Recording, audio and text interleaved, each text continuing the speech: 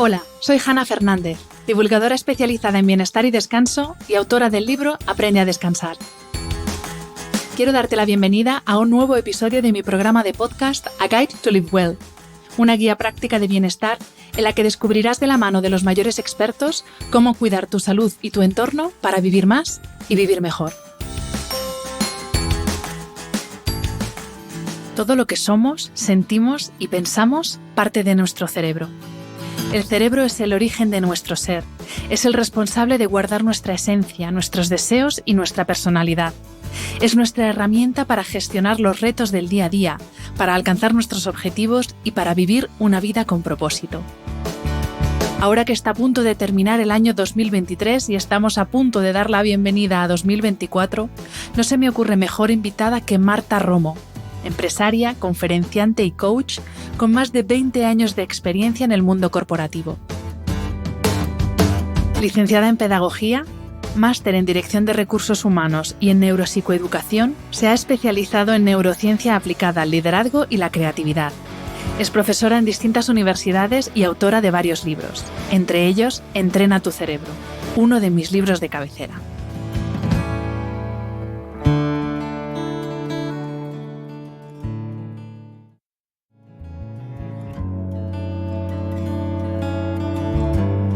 Bienvenida Marta y mil gracias por aceptar la invitación a este podcast. Pues muchas gracias, Hanna. Estaba deseando ya hablar contigo y compartir este ratito. Más ganas tenía yo porque además te estaba diciendo que es el último episodio de 2023 y además es el episodio número 200 del podcast, que ya es todo un logro llegar al episodio número 200. ¡Guau! Madre mía, qué pasada. Pues bueno, vamos a hablar de muchas cosas. Yo tengo en la cabeza como demasiadas cosas que te quiero preguntar, así que voy a ver si consigo ordenarme. Pero quiero empezar haciendo una alusión a tu libro, a Entrena tu cerebro. Y de hecho tú comienzas el libro diciendo, si ponemos nuestro cerebro a punto, todo lo demás también lo hace. Y la primera pregunta que te quiero hacer es, ¿qué relación hay o cómo es de importante la relación que hay entre cerebro y bienestar? Entre neurociencia y bienestar, porque yo veo un poco en el contexto actual es como que la neurociencia va por un lado como todo científico, todo eso es como ciencia, todo empírico, y el bienestar es algo como, ¿no? Como algo más holístico, más de gente así como hierbas, y no, o sea, tiene mucho que ver una cosa con otra. Entonces, ¿qué relación hay entre nuestro cerebro y la salud de nuestro cerebro y el bienestar? Bueno, está totalmente vinculado. De hecho, al final, bueno, por eso a mí me gusta mucho hablar de lo que es neurociencia aplicada. Entonces, cómo aplicamos todo ese conjunto de descubrimientos y de sabiduría, ¿no? Desde la ciencia, pues a la vida cotidiana. Y en este caso, pues al bienestar. Pero es que en la neurociencia se puede aplicar un montón de cosas, ¿no?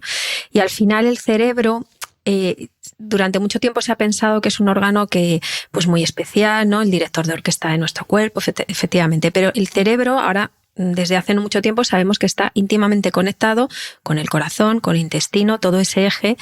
Y nuestro cerebro necesita saber cómo está nuestro cuerpo todo el tiempo. Entonces hay una conexión muy grande con lo que nuestro cerebro, o sea, ese sentido de la propiocepción, que es uno de los sentidos, más allá de los 5 sentidos, que nos está constantemente dando información sobre nosotros mismos, sobre cómo está nuestro cuerpo. Incluso nuestra postura corporal está siendo interpretada por nuestro cerebro. Entonces, el cerebro es el que va a interpretar cómo estamos, ¿no? Por tanto, conocer también qué necesita todo ese sistema de células que está por todo el cuerpo, ¿no? de neuronas, ¿no? que es todo el sistema nervioso, nos va a ayudar a estar mejor. Y luego toda la parte que hay vinculada con la mente, ¿no? Porque cuando hablamos de cerebro no podemos dejar de hablar también de la mente, ¿no? Pues está también íntimamente relacionada con el bienestar, porque podemos tener una enfermedad, podemos tener acontecimientos vitales complejos, problemas de trabajo, de pareja, etcétera, etcétera. Pero si somos capaces de liderar nuestra mente, de que nuestra mente acompañe nuestra vida, interpretar las cosas de una manera en su justa medida, ¿no? Aprender a regular nuestras emociones, que todo se hace desde este lugar, ¿no? de cómo es nuestra mentalidad, pues vamos a tener muchísimo más bienestar, ¿no? Entonces, no solo por el tema físico, sino más allá de esto, nuestra propia mentalidad, ¿no? Nos va a condicionar muchísimo ese bienestar que todos buscamos. Tienes una frase en el libro que yo te la copio mucho, la verdad. En todas las charlas que doy siempre la digo, y es que nuestro cerebro no está preparado para la vida moderna. Entonces, ¿cómo es esa vida moderna para la que no estamos preparados? Porque digo yo, si la hemos diseñado nosotros, pues no estamos preparados. Entonces, ¿cuáles son los peligros de la vida moderna? Y luego, ¿para qué está entonces preparado el cerebro? Sí, bueno, ahí a mí me gusta mucho decir que nuestro cerebro no está preparado para la felicidad. Para la felicidad hay que hacer un esfuerzo, o sea, no está programado, perdón, o sea, como que no es algo automático, hay que hacer un esfuerzo. Estamos programados más para todo lo que tiene que ver con la supervivencia, que es todo lo automático, ¿no? Entonces, claro, en nuestra propia supervivencia como especie, es cierto que bueno, pues que hemos estado expuestos durante, bueno, pues toda nuestra historia a un montón de acontecimientos muy fuertes como humanos, ¿no? Pero el problema que tenemos ahora, o sea, la vida moderna, tiene una complejidad que a día de hoy algunos hablan del mundo VUCA, otros hablan de Bunny, ahora se habla más de Bunny, ¿no? Que, pues mira, Bunny son VUCA sí, VUCA, no, tampoco. Bueno, VUCA se empezó a utilizar en bueno, pues la pandemia, incluso un poquito antes, ¿no? Que se hablaba que era un entorno volátil, incierto, bueno, un mundo, una manera de definir el mundo de una determinada manera. Pero ahora ya se habla de Bunny, que Bunny es todavía más fuerte porque te viene a decir que la nueva normalidad es B, la B es de brittle, de frágil, quebradizo, o sea, estamos viviendo en un mundo muy quebradizo, muy frágil, ansioso, la A de ansioso. O sea, fíjate que se ha introducido la ansiedad como parte de la nueva normalidad. Entonces, hay personas que ya no hablan de crisis, sino de policrisis. O sea, todo es crisis en la crisis climática alimentaria. O sea, todo el tiempo hay crisis. Y para esto es para lo que no estamos preparados. Para esa crisis constante, para ese estado de alerta constante. O sea, nosotros estamos preparados para la incertidumbre, para el estrés, pero en momentos determinados, no como constante. Y ese es el problema. Ahí es donde yo creo que como especie nos estamos quebrando, o sea, hemos sido o somos nuestro propio enemigo, ¿no? Con la configuración de esta normalidad que estamos generando entre todos, con la hiperconexión, con los dispositivos, todo esto que hace que estemos en ese estado de alerta permanente, esto es lo que nos daña y para lo que no estamos hechos. Es que además es una alerta que es 99%, corrígeme si me equivoco, de un estado de alerta mental. Porque claro, si fuera un estado de alerta físico de, pues eso, cuando estamos en las cavernas, corro porque viene el león, corro porque viene el de la otra tribu que me quiere robar a la mujer o a los niños. Pero claro, ahora todas esas crisis están en nuestra cabeza. Entonces, no, es todo un proceso fisiológico para hacer frente a una crisis que requeriría de una acción física, por así decir, pero afrontamos esa crisis bien sentaditos, todo el día bien sentados. Todo el tiempo. De hecho, fíjate, no hay que irse tan lejos porque nuestros abuelos vivieron hambrunas, vivieron situaciones de enfermedad que hoy en día, o sea, hoy tenemos mucho bienestar aparente en ese sentido, mucha comodidad, mejor dicho, y como tú bien decías, esas crisis las vivimos sentados en una silla o en un sillón y en nuestra propia cabeza, ¿no? Entonces, yo creo que tenemos todo un desafío ahora para, de alguna manera, protegernos mentalmente de todo este mundo, de toda esta nueva normalidad y que parece que este es el camino ahora mismo, porque si no, yo creo que todo esto que estamos viviendo ahora, de estos datos escalofriantes, ¿no? Con los índices de suicidio, con enfermedades mentales, hay muchísima soledad, mucha ansiedad, muchos miedos. Fíjate, yo en 22 años de profesión, yo trabajo con grandes empresas, pues llevamos 3 años, justo desde poco después de la pandemia y durante la pandemia, que las empresas nos piden ayuda en temas de bueno, pues de salud mental. Y es la primera vez en 23 años. O sea, porque está siendo un tema alarmante. O sea, y claro, lo que viene es mucho peor, ¿no? Que estaba pensando y dices, digamos que estamos preparados para vivir en esa incertidumbre y no tanto para vivir en la comodidad y en el confort, entendiéndolo no solo confort físico, sino confort de seguridad, estabilidad, etcétera. Pero claro, lo que se habla de las generaciones que vienen es realmente preocupante porque es uno de los grandes problemas que no les estamos enseñando a manejarse en momentos de incertidumbre cuando la incertidumbre realmente es el estado natural. Porque yo cuando salga ahora de aquí de grabar no sé qué me espera afuera. Claro, efectivamente. Y bueno, y este contexto, como tú bien dices, ¿no? que estamos inculcando o en el que estamos metiendo a nuestros hijos, a nuestros chavales, a los jóvenes, a los niños, es un contexto de comodidad muy mal entendido que al final hace precisamente personas frágiles, personas con dificultad para gestionar la frustración, con una impaciencia tremenda. Y esto es no prepararles para la vida. O sea, al final sabemos que el ser humano, aparte de homeostasis, o sea, de lograr un equilibrio, necesita alostasis. O sea, necesitamos también, dentro de esa comodidad, ciertos momentos donde tengamos que superarnos, que enfrentar determinados desafíos o incluso sufrimiento. O sea, el sufrimiento es inherente a la vida y el sufrimiento muchas veces puede dar hasta sentido a la vida, nos puede ayudar a ponderar, a priorizar, a valorar muchísimas cosas, a hacernos más fuertes, a focalizarnos, a dar lo mejor de nosotros mismos. Entonces, yo creo que es importante que nos cuestionemos esta mal entendida comodidad que todos buscamos y que estamos ofreciendo a las futuras generaciones que no les estamos ayudando realmente. Me decía el profesor Juan Antonio Madrid, que es un cronobiólogo, es una eminencia, y él me decía que la salud óptima la conseguimos cuando estamos expuestos al contraste, y contraste en todos los sentidos. Frío, calor, ayuno, ingesta, felicidad, sufrimiento, por supuesto, descanso, actividad.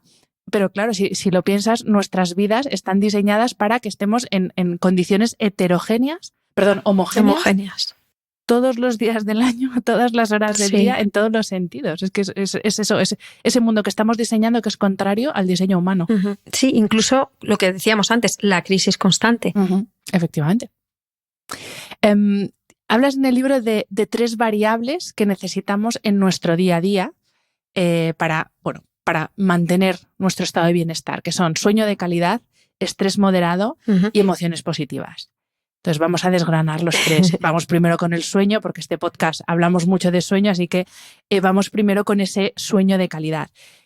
Como aquí hemos hablado mucho de sueño, pues te voy a pedir que enfoquemos la importancia que tiene el sueño en ese ámbito de expertise que tienes tú, que es con las empresas. O sea, ¿qué importancia tiene el sueño? Porque ya hemos hablado infinitas veces de lo importante que es para la salud en general. Pero en tu práctica, con la experiencia que tú tienes, ¿cómo ves cómo afecta esa privación de sueño o esa gente que duerme mal? Sí, diciéndolo rápido. En el ámbito laboral, a su capacidad de empatía, a su capacidad de liderar equipos, porque tú también trabajas con directivos, con ejecutivos y que tienen que liderar equipos muy grandes y necesitan dormir para poder manejarse con personas y con equipos muy, muy heterogéneos. Pues eso, a la empatía, a la resolución de conflictos, a la capacidad de reacción, a la toma de decisiones. ¿Cómo nos afecta el sueño en esa parte de productividad laboral? Bueno, fíjate, yo cuando escribí el libro de Entrena tu cerebro fue en el año 2007-2008, que por aquel entonces no se hablaba tanto de sueño como ahora. Y menos en el mundo empresarial y en el mundo de la productividad. Se podía hablar en términos de salud o en el mundo del infantil, pero en el mundo adulto y el mundo laboral yo era un poco un bicho raro cuando hablaba de esto en las conferencias, ¿no? Y yo siempre decía, y sigo manteniendo, porque además es que lo vivo en la práctica, ¿no? En mi trabajo, cuando trabajo con directivos y directivas, y es que es la base de todo. O sea, a mí es que no, si eso no está bien, yo no puedo poner el foco en otras cosas, no quiero trabajar más. Para mí siempre en un acompañamiento individual, cuando hablo con una persona, siempre empiezo por ahí. ¿Cómo está tu sueño? ¿Cómo es tu higiene del sueño? ¿Cómo duermes? ¿Y cómo estás cuando estás en vigilia? ¿Tienes estados de adormecimiento o no? Y entonces para mí es muy importante que entiendan que esta es la base de todo, porque por mucho que mediten, que coman súper bien, que hagan deporte, si no duermen bien la noche anterior, su fuerza de voluntad va a estar debilitada, la toma de decisiones va a estar mermada, y hay un área concreta al cerebro súper importante para los líderes que tiene que ver con la cognición social, que está demostrado que cuando hay privación de sueño, este área se debilita. Y en la cognición social tenemos todo lo que tiene que ver con la empatía, con la interacción con otros, con las habilidades conversacionales. ¿Cómo converso contigo? Sabemos que cuando tú has dormido mal, vas a tener peor acceso a tu propio lenguaje y entonces vas a utilizar palabras que van a caer más, van a tener más que ver con los sesgos cognitivos, es decir, generalizaciones, etiquetaciones, vas a tender a juzgar más al otro. Y todo esto porque por la noche tu cerebro no ha podido ponerse a punto para dar tu mejor versión al día siguiente, ¿no? Entonces yo siempre digo, que lo explico en el libro, que el día comienza la noche anterior, que es cuando el reloj se pone a cero. Las 12 de la noche son las 00, ¿no? Y ahí es cuando empieza el día siguiente. Entonces, si tú quieres tener un buen día en términos de productividad, de liderazgo, en todos los sentidos, tienes que cuidar la entrada a la cama, como es esa noche anterior, ¿no? Y ya te digo que para mí es la base. Y en el trabajo diario puedo ver muchísimas veces cómo hay directivos que, porque además es una cosa curiosa, ¿no? Muchas veces no duermes bien y al día siguiente no rindes bien, no te relacionas bien, no lideras bien, etcétera, etcétera. Estás a medio gas. Aparte, físicamente no te sientes bien. Puedes empezar a interpretar incluso acontecimientos vitales, relacionales, de una manera más negativa. O sea, la privación del sueño también contribuye a que tengamos una interpretación negativa y sesgada de la realidad. Por tanto, esto va a generar una preocupación en ti que va a hacer que duermas peor también esa noche, que tengas más rumiación, etcétera. Entonces, el tema del sueño, ese ciclo es un ciclo virtuosísimo o viciosísimo. Y para mí, ya te digo que es la base, o sea, que es que hay que entrar primero por ahí para hablar luego de rendimiento, de productividad, de liderazgo. Si no, no podemos elevar la calidad directiva. Tenemos que empezar por esa base, ¿no? Y hoy en día esto está mucho más aceptado, se habla mucho más, la gente está más concienciada, pero ya te digo, yo cuando empecé con todo este tema es que era... me miraban como diciendo, ¿pero qué me estás contando? O sea, que estamos haciendo coaching ejecutivo, ¿sabes? Bueno, es que la cultura empresarial que sigue existiendo sí. hoy en día, porque aunque se habla mucho de sueño, todavía queda mucho por hacer en este sentido, la cultura empresarial sigue asociando a alguien que no duerme porque está trabajando mucho y entonces es una persona de éxito. Esto sigue siendo una correlación causa-efecto y cuesta mucho, a mí me cuesta mucho hacer entender que es al contrario, que si esa persona que es tan exitosa durmiera, sería mucho más exitoso. O sea, el coste de oportunidad ahí es tremendo. Pero es que hay muchas falsas ideas o vinculaciones que hacemos, como acabas de decir tú, ¿no? O muchas veces pensamos que por estar haciendo más cosas somos más productivos, mejores, vamos a tener una imagen mejor de cara a los demás. Yo esto lo he vivido. Yo he vivido muchos momentos en mi vida en donde me preguntaban qué tal y mi respuesta siempre era súper bien, haciendo un montón de cosas y este proyecto y el otro y he montado otra empresa y no sé qué. Y yo misma luego me daba cuenta de decir, ¿esto qué es? ¿Sabes? Este es el éxito, ¿no? Y hoy en día, y además esto es una cosa que ahora trabajo muchísimo con directivos y directivas, tiene que ver con, o sea, para mí la clave del éxito es la sustracción, o sea, restar, quitar cosas, menos, porque ahí es donde puedes tener presencia, ahí es donde puedes estar 100% en lo que haces. Cuando tenemos tantas cosas en el que hacer, al final tenemos en nuestra cabeza una saturación tan grande de pendientes que no puedes estar aquí, ¿no? Totalmente. Y entonces, para mí también una manera de elevar ese liderazgo y esa calidad ejecutiva y esa presencia es empezar a indagar en aquellas cosas que forman parte de tu día a día y que realmente no aportan valor. Pero es que son muchísimas cosas, empezando por reuniones a las que asistimos, en las que vamos pues porque nos han convocado. Pero dices, bueno, ¿yo aquí qué aporto? ¿Tengo que tomar alguna decisión? Entonces, todas esas puedes perfectamente sustraerlas de tu tiempo, ¿no? De tu día a día. Un montón de mails también que enviamos para dejar constancia de, o sea, un poco por salvaguardarnos, ¿no? Por protegernos, para no equivocarnos. Bueno, un montón de cosas que hacemos en el día a día que a veces las hacemos por nuestra propia necesidad de control, de perfeccionismo, pero que realmente si dejaras de hacerlo no cambian nada. Y cuando tú analizas esto de verdad, o sea, con una agenda delante, hay muchas cosas así. Y entonces empiezas a dejar tiempo para lo que yo llamo, ahora que estamos hablando también de líderes, de liderazgo, tener una agenda de liderazgo. Tener una agenda de liderazgo quiere decir que tengas tiempo para ti como líder, para pensar, para planificar, para la visión, para la estrategia, para el propósito, para tu propio autocuidado, para preparar tus conversaciones, pero que también tengas tiempo para el equipo. Porque yo me encuentro con muchos directivos y directivas que me dicen, no, para mí mi equipo es lo más importante, las personas lo primero. Y digo, a ver, enséñame tu agenda. No están, solo está el cliente y no están. Y esto también es aplicable, o sea, yo no tengo equipo, yo soy autónoma, trabajo por mi cuenta, pero desde que he empezado a hacer esto, de todas las semanas o antes de que comience la semana, dedico un rato a desde fuera, porque luego es verdad que cuando empieza la semana, yo es que honestamente intento planificar mucho, pero yo ya no sé qué metida. va a pasar cada día. O sea, claro. Sí que tengo 2, 3 cosas fijas, pero luego es pues a verlas venir, porque es un poco la forma de trabajar que tengo y es como funciona también mi sector y bueno, pues ya estoy hecha esto y ya está. Pero es súper importante lo que tú decías, el tener un momento de ver desde fuera con perspectiva para poder organizar tu tiempo y que no te arrastre toda la vorágine de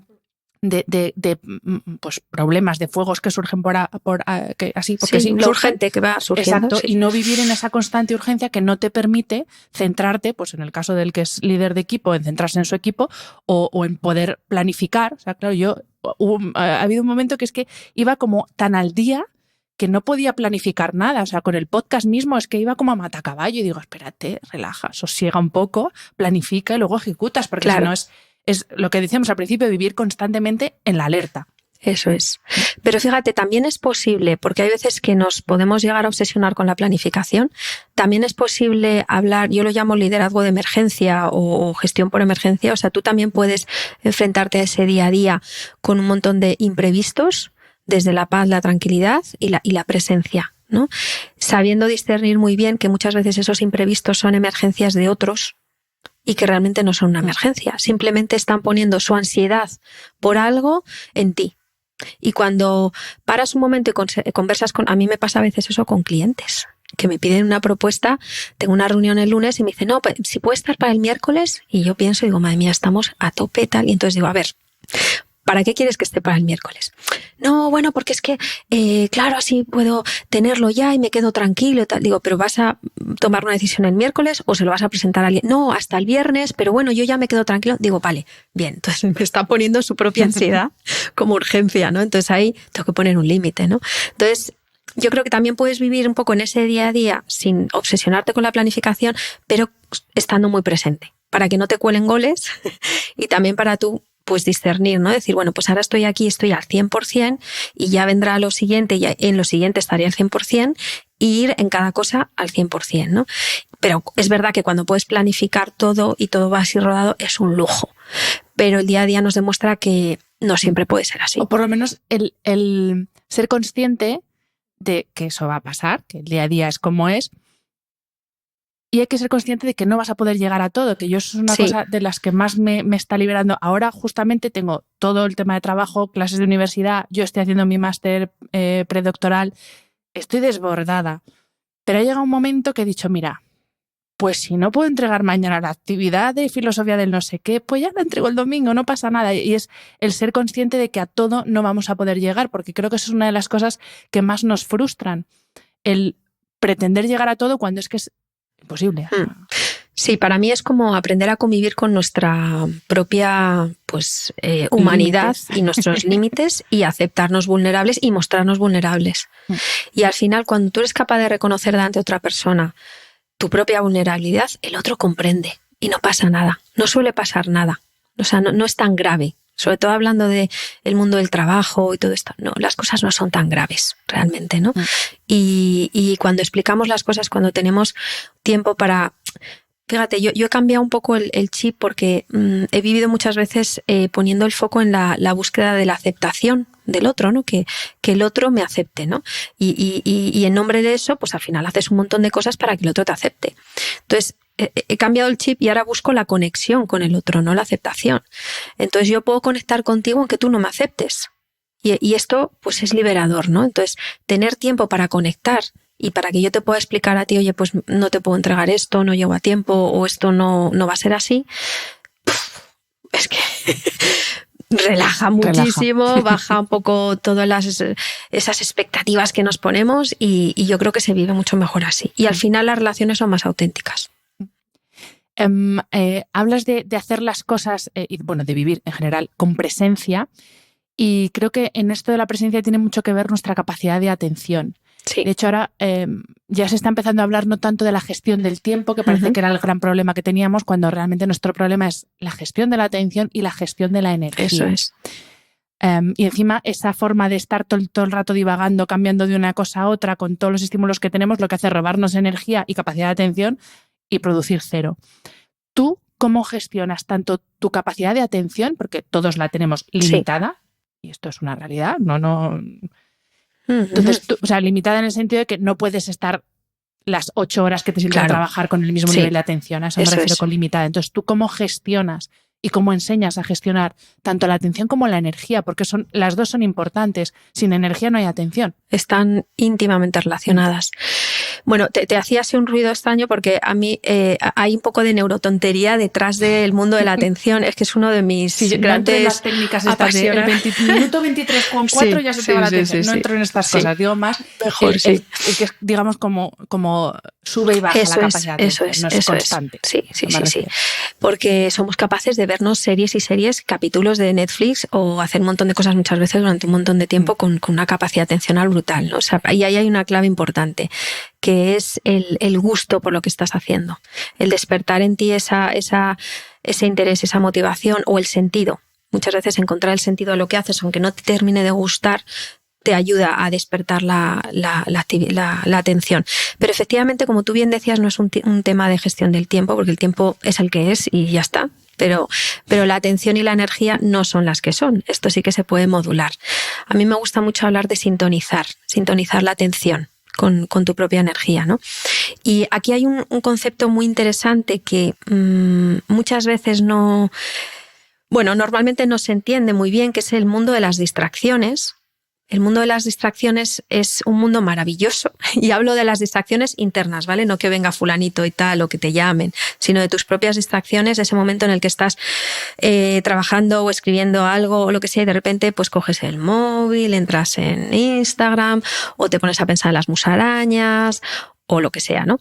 Bueno, ese momento de distracción es muy interesante porque lo que solemos hacer es penalizar la distracción, verlo como algo negativo, de ay, ya me estoy distrayendo, no sé qué tal, no, cuando realmente es una llamada de atención de tu propio cuerpo de que hay una necesidad no satisfecha. Y ahí está la conexión o la capacidad que tenemos de sintonizar nuestra atención con nuestra energía a través de las distracciones. Entonces, cada vez que aparece una distracción en mí, lo ideal, o yo como trabajo, ¿no?, con este tema, es enseñar a la persona a indagar qué está pasando, o sea, qué necesidad hay detrás de esta distracción que no estoy satisfaciendo y que mi cuerpo necesita para estar atento y en equilibrio, ¿no? Y fíjate, yo tengo un mini estudio hecho con o sea, las distracciones normalmente nos hablan de necesidades vinculadas con el cansancio, o sea, muchas veces necesitas descansar. ¿Y qué pasa? Descansa un rato y luego vuelves. Parece que no, que tienes que seguir. No, descansa un rato, es que lo necesitas. O a veces es un tema fisiológico de que necesitas ir al baño o que tienes hambre. Tu cerebro necesita un poquito de nutrientes, ¿no? O sed. O a veces es una falta de oxígeno y simplemente que abras la ventana, respires o que bosteces unas cuantas veces en condiciones. O a veces es un poco de aburrimiento. Te estás aburriendo. Pues cambia de tarea, cambia la metodología. A veces simplemente es que llevas mucho tiempo sentado y el culete se adormece y ahí el nervio vago le envía una información a tu cerebro de que hay sueño. Otras veces hay sueño porque hay un exceso de información que estás procesando en tu cerebro y tu cerebro necesita dormirlo. Hay una sustancia que es la adenosina en la saliva que se segrega, que nos ayuda a bostezar cuando hay un exceso o una saturación mental, por ejemplo, ¿no? Y otras veces es simplemente que te sientes solo, un sentimiento de soledad y coges el móvil o llamas a alguien. Entonces, indagar en eso te permite, por un lado, darte cuenta de qué necesitas y satisfacerlo, y después puedes continuar con la tarea. Y para mí esa es la clave de la atención. No se trata de ser masoca y de esto que muchas veces confundimos el mensaje vinculado con el mindfulness y la meditación y la actividad contemplativa y decimos, no, cuando te venga una distracción, déjala pasar. No la puedes dejar pasar. No se puede. No, es una distracción. Efectivamente, es una de las cosas que digo, mira, habrá mentes que lo puedan hacer. Pero a mí es como si me dices, no pienses en el elefante rosa. Pues yo solo veo elefantes rosas. Lo siento, es que mi cerebro... Lo Eso mismo es. yo soy rara. Claro, Creo que no. claro. Pero es que es verdad que es curioso que es que hay... Claro, pero es que una cosa es un pensamiento rumiante y otra cosa es una distracción. Son dos cosas diferentes. Detrás de una distracción hay una necesidad. Detrás de una rumiación hay una desconexión, ¿vale? Cuando tú estás pensando con un pensamiento que normalmente es negativo sobre ti mismo, etcétera, etcétera, se activa la red neuronal por defecto y te desconectas y bueno, es otra historia. Y ahí es donde puedes tomar conciencia, dejarlo pasar, etcétera, respirarlo, lo que quieras, ¿vale? Pero cuando hablamos de que estás enfrentándote a una tarea que buscas tener toda tu atención y aparece una distracción, la gestión es diferente. Pero no nos han enseñado a entenderlo de esta manera. Nos han enseñado a ir un poco en modo masoca de no te puedes distraer, no, las distracciones son malísimas. Pues no. Yo a veces en reuniones he pedido parar. He dicho, oye, ¿podemos hacer un descanso? Porque me estaba durmiendo. Y no pasa nada. Me estás aburriendo. Pero... Sí, es que a lo mejor necesito moverme un poco o levantarme, ir al baño. No pasa nada. O sea, es como también humanizar nuestra propia productividad, que no somos máquinas, y ser capaces de reconocerlo delante de otros. Y muchas veces la gente te lo agradece y dice, ¡joder, qué bien! Tal, porque es verdad que normalmente además cuando hablamos de grupos las distracciones son colectivas. Cuando está uno cansado esto se contagia, sí. Cuando uno empieza a bostezar el otro se... Entonces, bueno, pues es muy interesante empezarse a atreverse a empezar a hacer este tipo de disrupciones, ¿no? De lo cotidiano. Vamos con la segunda variable de esas tres que recogía de tu libro, que es la del estrés moderado. Antes hemos hablado un poco de estrés, pero quería centrarnos sobre todo en una cosa que se llama carga mental, porque claro, estrés moderado, ¿cómo gestiono yo o cómo consigo yo tener un estrés moderado cuando, especialmente las mujeres, tenemos una carga mental, los hombres también, pero bueno, las mujeres también, porque al final todavía culturalmente nos seguimos responsabilizando de muchas más cosas. Esas tareas invisibles que están en nuestra cabeza. Que el cerro de la plancha no va a pasar nada si se plancha mañana en vez de hoy, pero esa carga mental de todavía hay que planchar, pues eso sumado 200.000 cositas todos los días. Entonces, ¿cómo conseguir tener un estrés moderado y cómo gestionar esa carga mental, que para mí es lo más difícil? O sea, yo con lo físico puedo con todo, con esa carga mental a mí hay veces que me supera. Sí, es la carga mental. Es una pesada carga, o sea, es una mochila que tenemos y efectivamente en el caso de las mujeres, yo aquí sí que te puedo decir un poco por mi trabajo con muchas mujeres directivas, con muchos hombres también, y hay una diferencia y es que el locus de control suele ser, no quiero tampoco hacer una generalización extrema, ¿vale? No digo que el 100% de las veces sea así en los individuos, pero te diría que el 90 y muchos por ciento del locus de control en el caso de las mujeres es muy interno, es decir, siempre pensamos que todo es responsabilidad nuestra. Y yo cuando trabajo en general con los hombres, primero piensan ¿quién puede hacer esto? O sea, están un poco más como hacia afuera, ¿no? Con eso. Pero en el caso de la mujer hay como una vuelta a sí mismo, ¿no? De todo el tiempo pensando que puedo hacer yo esto que tiene que ver conmigo, soy responsable de todo. Entonces hay una sobrecarga mental. O sea, además de la carga que puedes tener que es real, hay una sobrecarga que es ficticia, que te la estás poniendo tú. Entonces, para mí el trabajo pasa primero por identificar esas cosas que son ficticias. Eso sobrecarga, o sea, ese exceso de más que le ponemos a lo que ya tenemos, ¿vale? Entonces, lo más importante cuando hay una sobrecarga mental es quitarse de la cabeza, o sea, sacar todo lo que está en la cabeza de manera como intangible, como modo idea, y ponerlo en un papel o en un móvil, o sea, como reflejarlo en un sitio donde tú puedas verlo y tenerlo de alguna manera controlado, ¿vale? Que esté fuera de la cabeza. Eso es un paso importantísimo, ¿vale? Nos da una sensación de control y rebaja un poquito la posible ansiedad que podemos tener. Perdón que te corte, pues para que nos entiendan, que nos escucha, estamos hablando de se ha acabado el detergente y tú tienes en tu cabeza que no se te olvide que tienes que comprar detergente. O sea, claro, nos referimos a este cosas... nivel de cositas. Sí. Todo eso hay que sacarlo de la cabeza. Fuera. Todo. No, o sea, no puedes tener pendientes en la cabeza. Porque cuando hay un pendiente en la cabeza, tu cerebro no puede estar al 100% con lo que tienes en ese momento. No puedes estar presente. ¿Vale? Y esto dispara el sistema de amenaza, dispara el cortisol, la adrenalina y ya nos hace ir con una sobrecarga física también, no solo mental, sino física. Entonces, es un sobreesfuerzo que no tiene ningún sentido, ¿vale? Entonces, hay que sacar todo eso de la cabeza para primero tenerlo controlado ahí, ¿vale? Permitirte que se te olvide. O sea, aquí entra un poco ese mecanismo maravilloso del cerebro de ser capaz de, aunque tengas cosas después o cosas que hayan pasado, poder estar presente, ¿vale? Entonces, si tú tienes esa sensación de control, te va a resultar mucho más sencillo, ¿vale? Luego, un ejercicio muy sencillo también pasa por, de todas esas cosas, preguntarte, ¿qué tengo que hacer yo? Porque hay muchas cosas que pensamos que tenemos que hacer nosotros que se pueden automatizar o que se pueden delegar o que se pueden dejar de hacer. Hay veces que pues no pasa nada. Incluso, fíjate, incluso el dejar de hacer, tanto en el mundo familiar o intrafamiliar como en el mundo profesional, en las empresas, el dejar de hacer es una herramienta maravillosa para permitir a los demás que también puedan hacer contigo.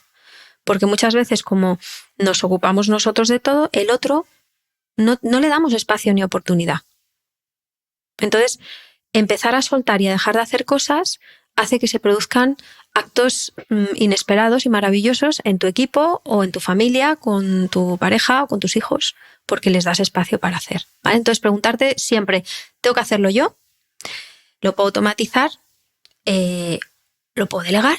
Es decir, le puedo pedir a alguien que lo haga o puedo simplemente ignorarlo, dejar a ver qué pasa, ¿vale?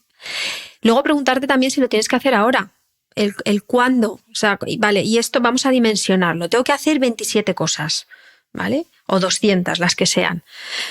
Entonces, ¿cuándo las tengo que hacer? ¿Las tengo que hacer todas ahora? ¿Las tengo que hacer todas hoy? ¿Esto es para mañana? ¿Esto es para...? Entonces, ese concepto de dimensionamiento cronológico nos da también una sensación de control muy importante, ¿vale?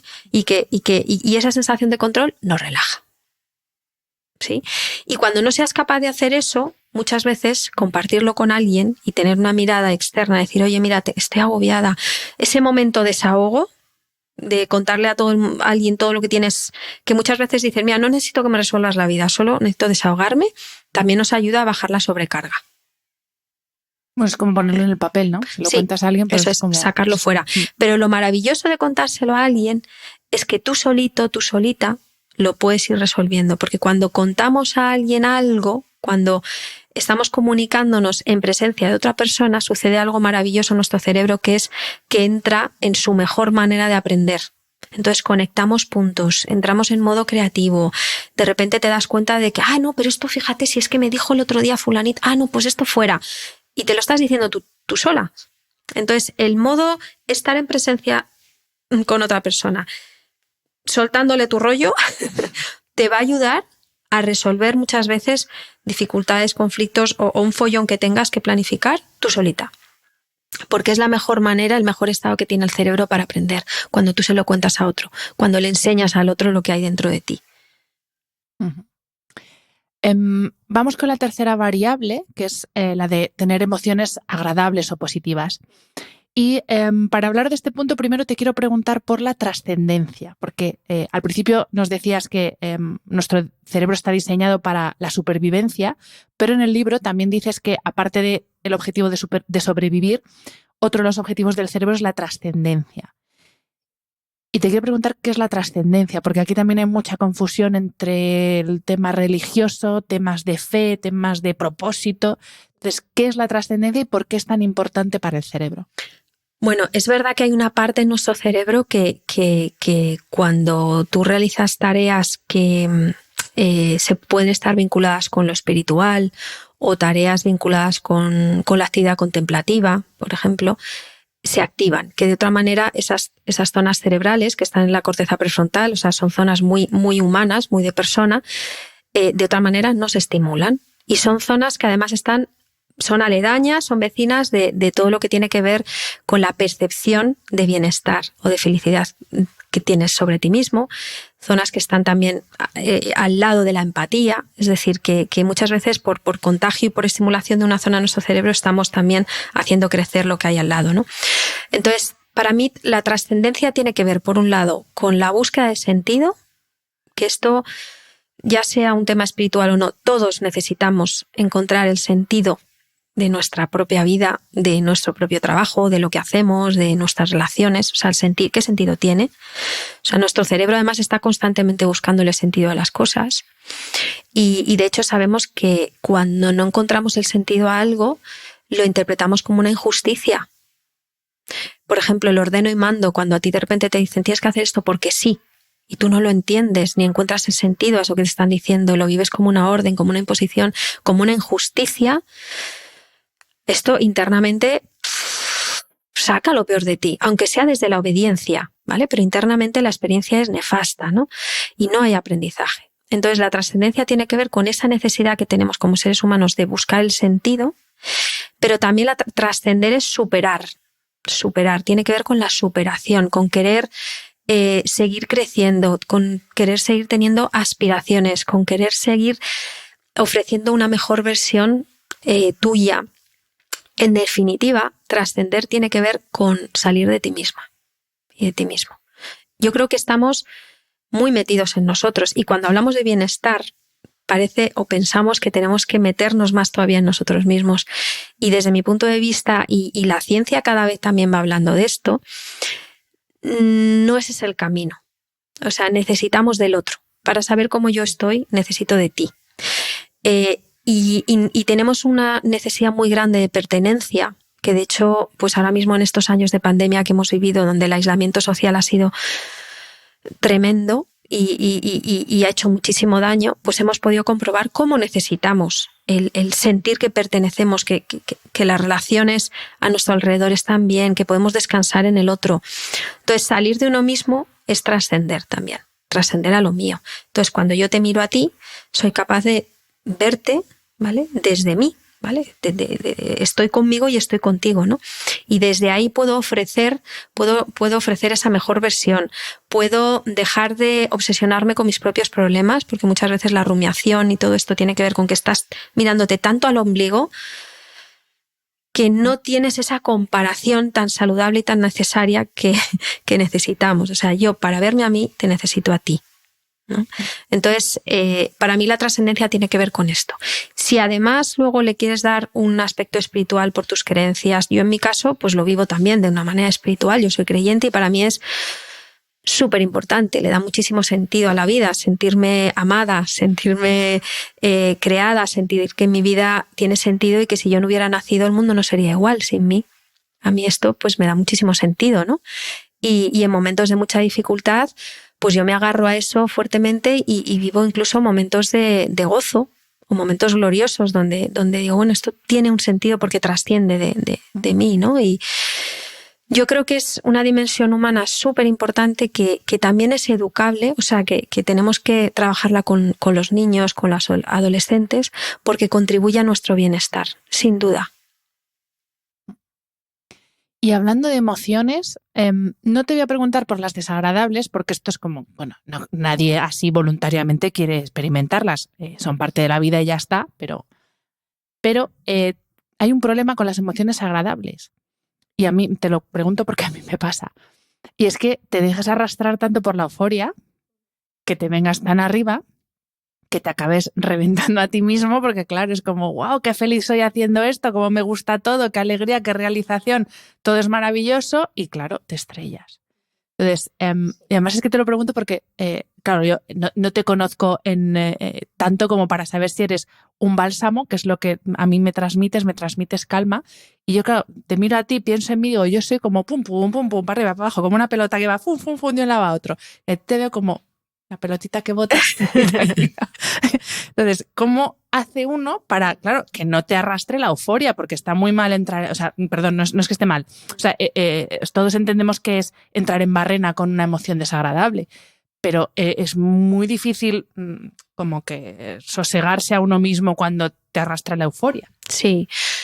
Bueno, a ver, yo creo que cada uno tiene su temperamento y eso es verdad, ¿no? Que cada uno ahí, desde ahí. Pero es verdad que cuando hablamos de emociones, yo creo que en el equilibrio está la virtud. O sea, pues como tú bien dices, no, muchas veces, bueno, lo voy a explicar de una manera un poco así de andar por casa, pero a veces nos enganchamos o somos de alguna manera adictos a determinadas emociones. Y no olvidemos que detrás de una emoción hay una serie de sustancias químicas que efectivamente nos enganchan, ¿no? Entonces, la euforia tiene una parte de adrenalina que engancha mucho, ¿vale? Y hay personas que esto tiene mucho que ver también con nuestra mejor manera de aprender, cómo procesa el cerebro la información. Hay personas que aprenden desde la emoción. Y yo soy una de ellas, yo aprendo desde ahí. Nosotros necesitamos hacer y sentir. Es una manera de aprender y procesamos la vida y pues todo desde ahí. Entonces, claro, cuando tú aprendes desde la emoción, vas buscando emoción en todo lo que haces. Y cuando lo encuentras y conectas con esa euforia, es una sensación de el aprendizaje es como estar vivo. O sea, cuando tú estás aprendiendo, es la mejor manera que tienes de estar viva, ¿vale? Conectas directamente con todo tu ser, ¿no? Entonces, claro, te enganchas a eso, tú quieres estar vivo y quieres todo el tiempo eso, ¿no? Entonces es verdad que desde ahí muchas veces te estrellas, porque dices, joder, me he lanzado a esto y no lo he pensado, si lo hubiera pensado, es como que de repente ves una piscina y te emocionas, ya que voy, y mientras estás tirándote te das cuenta que no hay agua, ¿no? Entonces la euforia o todas estas emociones, ¿no? que hablan de ese subidón positivo emocional, nos hacen muchas veces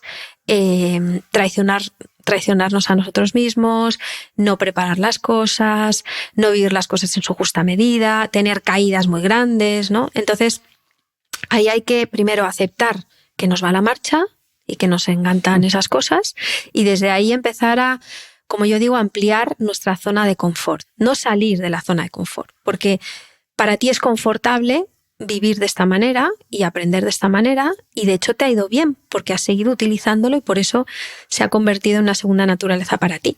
Pero puedes ampliar esto, puedes incorporar nuevas variables, nuevos recursos en tu día a día, ¿no? Como por ejemplo, pues vivir las cosas con más perspectiva, con más tranquilidad, ¿no? ¿Qué te puede ayudar a ampliar esa zona de confort? Pues aquí mirar las otras estrategias similares a la tuya de aprendizaje. No te vayas a la opuesta. ¿Vale? La opuesta, la manera de aprender de una persona eufórica es la típica persona que observa, reflexiona, vive las cosas de una manera súper sosegada, cuando lo tiene ya clarísimo y todo controlado actúa. Pues no te vayas ahí porque es que te vas a estrellar y es que no, y te vas a aburrir, te vas a frustrar. Pero sí puedes copiar lo que hacen otros estilos más parecidos al tuyo, que puede ser, por un lado, incorporar algo de reflexión sobre lo que vas a hacer, ¿vale? Ya no te digo una reflexión estratégica, elevada, sino, oye, esto es lo que voy a hacer, esto es lo que a mí ahora me motiva un montón, me apetece. Venga, voy a pensar sobre eso. ¿Cómo lo voy a organizar? ¿Vale? Y por lo menos ahí paras un poquito, ¿no? Y tocas un poco con la realidad. O la observación y la escucha, que es otro proceso que te puede ayudar a complementar este vaivén emocional, ¿no? Decir, bueno, oye, voy a hablarlo con otra persona, a ver cómo lo ve, voy a contrastar esta euforia que tengo, ¿no? Cómo estoy viviendo esta situación, o voy a ver cómo lo han hecho otros, buscar testimonios. Bueno, pues son estrategias que te pueden ayudar a aplacar un poco esa emoción. De todas maneras, las emociones están para ser vividas. Quiere decir que a mí cuando me dicen emociones agradables, desagradables, si es que todas las emociones tenemos que vivirlas y no es que sean desagradables o agradables, es que nos dan una información diferente sobre lo que estamos viviendo, si nos gusta o no nos gusta, ¿no? Y desde ahí pues podemos tomar decisiones y construir. Sí, es que esta forma de ser eufórica me ha encantado.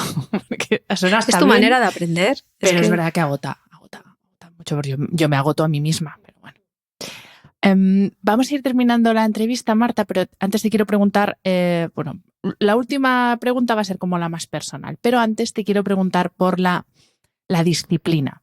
Hay un autor que a mí me encanta, que es Ryan Holiday, que dice que la disciplina nos hace libres. Y yo, hasta que no escuché esto, no entendí, por eso hablo ahora tanto de planificar y me reorganicé un poco mi forma de vida para planificar y tener más rutinas, más disciplinas, porque, y volviendo al tema de la carga mental, el hecho de que algo ya esté planificado y que todos los días tenga que ser así, es que libera muchísimo de la cabeza. Entonces, ¿tú cómo trabajas la disciplina? Sobre todo, yo en este caso sí que soy una persona bastante disciplinada, para lo que me gusta, hay cosas que no.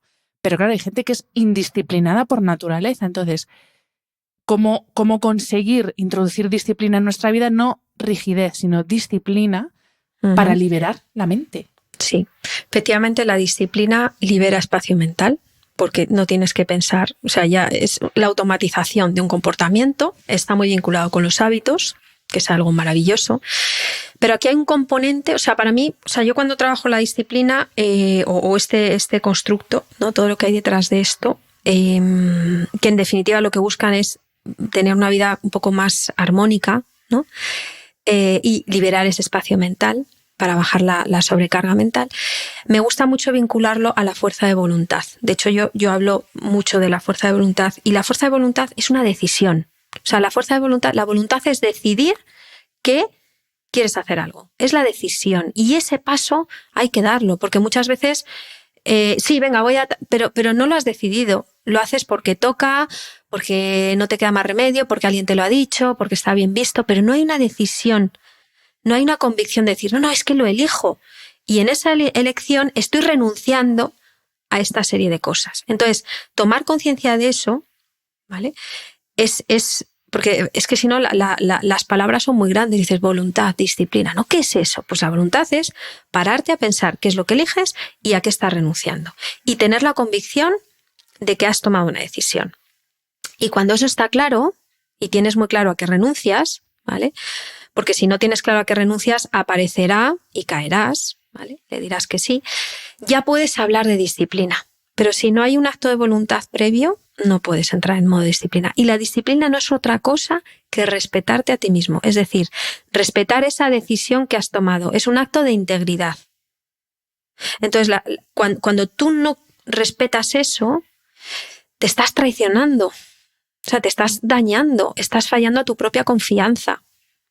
Y esto muchas veces genera malestar, sufrimiento, perjudica nuestra propia autoestima.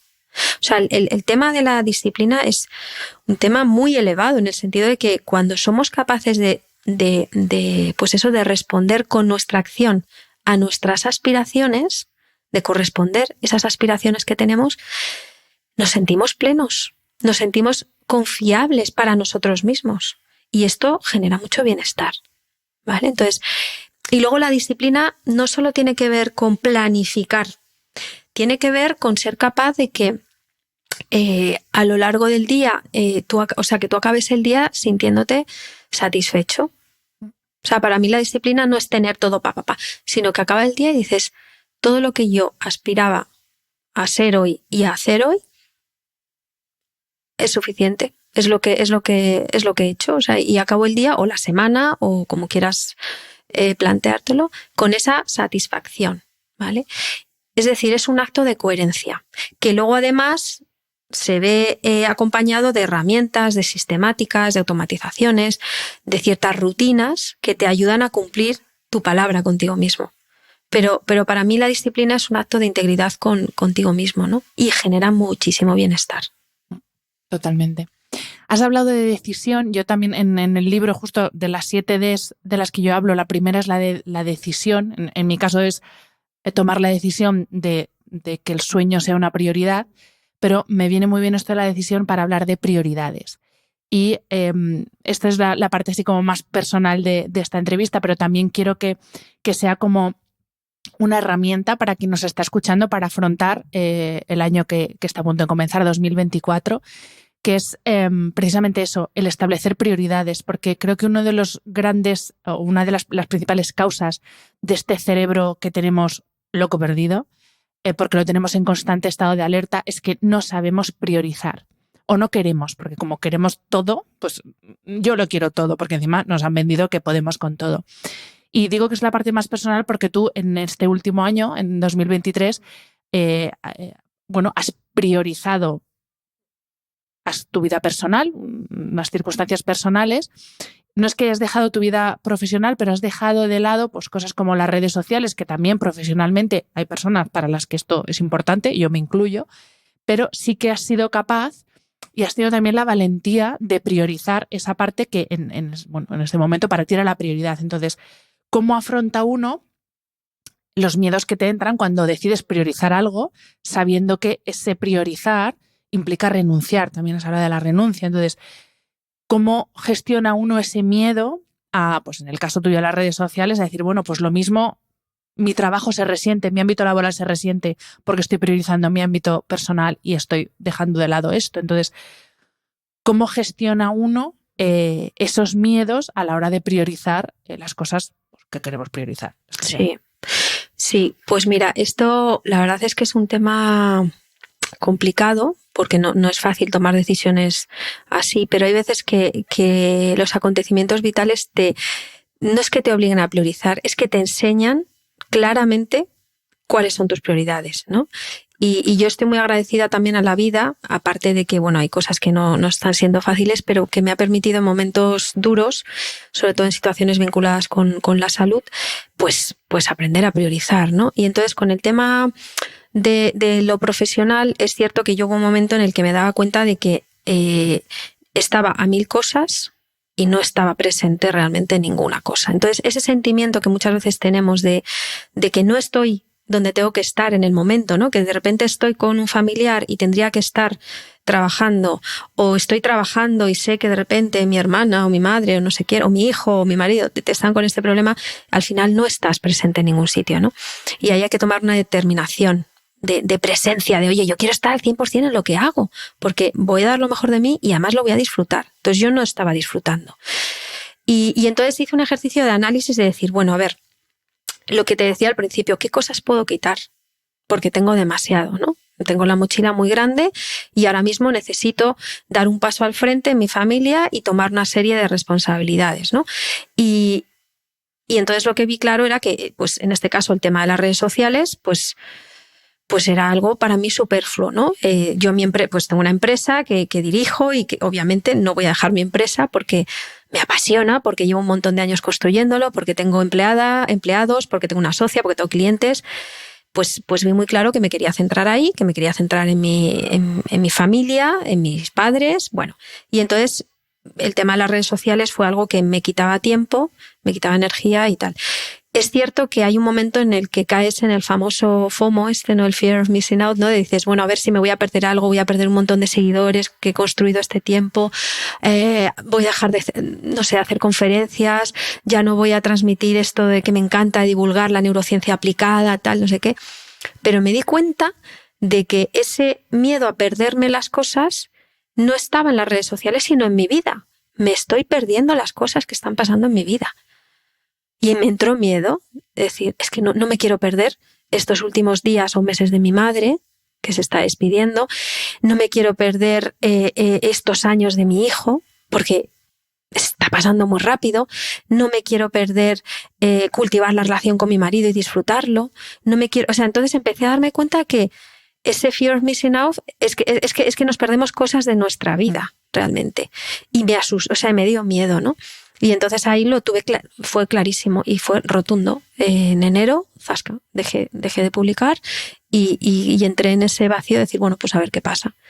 Y lo que pasa es que al final, pues la gente quiere saber qué pasa, qué te pasa, te transmite muchísimo cariño, a mí me ha llegado muchísimo cariño y ves que no pasa nada. Pierdes algunos seguidores, pero bueno. Pero ya está. Ya está. No es nada grave, ¿no? Y luego pues yo sí que me siento muy realizada con lo que estoy viviendo ahora, aparte que es una situación muy compleja, pero dentro de lo difícil lo estoy disfrutando, me estoy metido de lleno en ella, ¿no? Pues ahí dejamos esta invitación para los que nos estéis escuchando y las que nos estéis escuchando para 2024, que prioricéis. Ahí ya cada uno libremente elige qué es lo que quiere priorizar, también depende del momento vital de cada uno, pero yo creo que sí que es importante volviendo a lo que hablamos al principio de nuestra salud mental, la salud de nuestro cerebro, que no le atiborremos de cosas que hacer, que vale, mi prioridad ahora es esto, mis estudios, pues voy con esto, mi trabajo, pues voy con el trabajo, mi familia, voy con esto, pero ¿no? Yo creo que para cerrar, Marta, esto puede ser un buen consejo, ¿no? Para 2024. Pues sí, que seamos capaces de cultivar esa virtud, ¿no? De la ecuanimidad y de tener cierto equilibrio con las cosas y de aprender a priorizar lo que realmente nos llena, ¿no? Pues gracias infinitas. Es para mí, de verdad, es de las entrevistas que más me apetecía porque te sigo hace muchísimo, te admiro muchísimo. O sea, para mí eres como una de mis ideales de a quién me quiero parecer, pues Marta Romo. Uy, Hanna, así madre que, mía. No, te digo como lo siento, te lo estoy diciendo así a la cara. Para que veas muchas gracias. Esto no es por cumplir, que es verdad. Así que muchísimas gracias por querer cerrar 2023 con este podcast. Gracias. Gracias a ti, Hanna. Un abrazo a todos. Espero que hayas disfrutado del episodio. Este programa de podcast es independiente y en abierto gracias al apoyo económico de marcas que apuestan por mi trabajo y confían en mí para ayudarles a comunicar su mensaje. Los expertos que aceptan mi invitación a intervenir en este programa no tienen ningún tipo de vinculación con dichas marcas a menos que se especifique lo contrario. Y todo el contenido de mi podcast, página web y redes sociales que haya sido patrocinado irá acreditado como tal.